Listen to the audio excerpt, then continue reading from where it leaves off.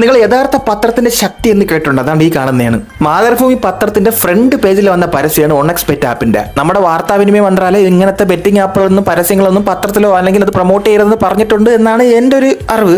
അതിനെ തിരസ്കരിച്ചുകൊണ്ട് ഇവരിത് ചെയ്തെങ്കിൽ ഇവർക്കൊരു അവാർഡ് കൊടുക്കണം. ഈയിടയ്ക്ക് എപ്പോഴും എന്റെ ഓർമ്മ ശരിയാണെങ്കിൽ KSRTC ബസ്സിൽ ഞാൻ OneXBetന്റെ പരസ്യം കണ്ടതായൊരു ഓർമ്മ. ഇനി എനിക്ക് ദജാവ് അടിച്ചാണെന്ന് എനിക്ക് അറിഞ്ഞൂടാ. ഉള്ളതാന്തോ ആർക്കെങ്കിലും അറിയാമെങ്കിൽ ശരിയാണെങ്കിൽ ഇത് പറഞ്ഞു ആരും കണ്ടുണ്ടെങ്കിൽ ഇവിടെ പോയി വാർത്താ മാധ്യമ ധർമ്മം ജനങ്ങളെ സ്കാം ചെയ്യുന്ന, ജനങ്ങളെ പൈസ ഇട്ട് പരിപാടി ഗാംബ്ലിംഗ് പോലത്തെ സാധനങ്ങളൊക്കെ പ്രൊമോട്ട് ചെയ്യുന്ന സോഷ്യൽ മീഡിയ ഇൻഫ്ലുവൻസേഴ്സും പത്ര മീഡിയ മാധ്യമങ്ങളുമോ? What is this? ഇവർ ഓഫർ ചെയ്യുന്ന പൈസ അത്രയും വലിയ തുക ഓഫർ ചെയ്യുമ്പോഴത്തേക്കും പറ്റില്ല. എടേ എനിക്കൊക്കെ എത്ര ആപ്പുകൾ പ്രൊമോട്ട് ചെയ്യാനാണ് ഡെയിലി. ഈ OneXBetന്റെ സെയിം എനിക്ക് ഇന്നലെയും വന്നു 5 മര്യാദയ്ക്കുള്ള പ്രൊമോഷൻസ് ഏതെങ്കിലും കിട്ടിയിരുന്നത് ഞാൻ ചെയ്തേ. അത് വരണ്ടേ? ഇതുപോലത്തെ പ്രൊമോഷൻ ആപ്സാണ് വരുന്നത്. അപ്പം ഇനിയിപ്പോൾ ചിലപ്പോൾ ഇവരെ ഉള്ളോ ഇപ്പോൾ പ്രൊമോട്ട് ചെയ്യാനായിട്ട്.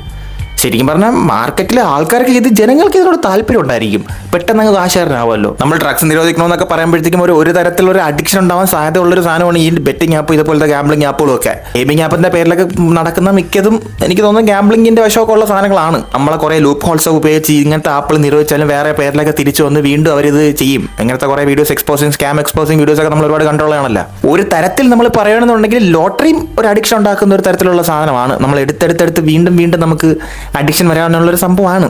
അതിവിടെ സർക്കാർ വിൽക്കുന്നുണ്ടല്ലോ. സോ നമുക്ക് അതിനെപ്പറ്റി ഒന്നും ഇവിടെ പറയണ്ടേ.